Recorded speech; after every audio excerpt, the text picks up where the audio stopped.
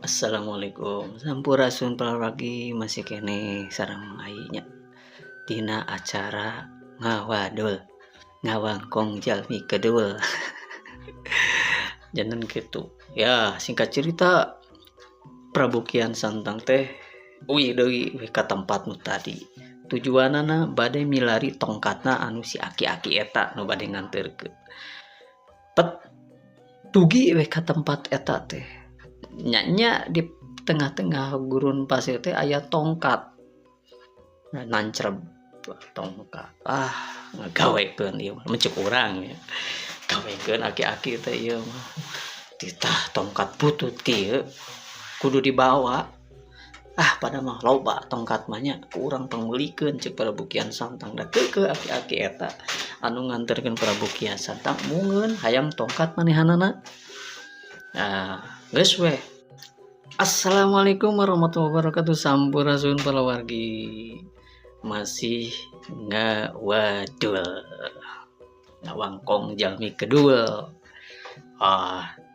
Tadi Prabu Kian Santang teh ngaluarkeun jurus anu aya dina badana.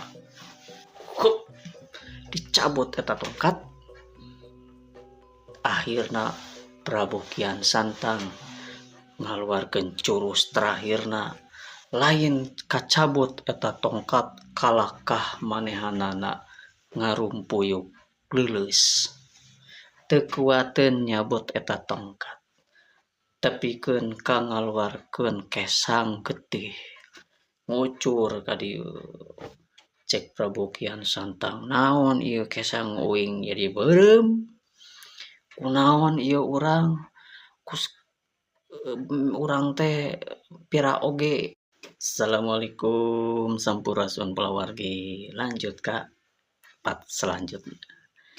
Cek Prabu Kian Santang ka eta aki-aki, kunaon itu teh hese dicabut. Tepikeun ka urang teh eling, tepikeun ka urang ngaluarkeun kesang beureum. Aki teh saha sabenerna? Cek aki-aki, maneh teh lain hayang nempo getih maneh. Tah eta getih maneh teh kesang anu kaluar maneh warna beureum eta getih maneh. Ampun cek Prabu Kian Santang, urang geus nyapelekeun batur. Can acan pangih jeung nu ngaranna Ali.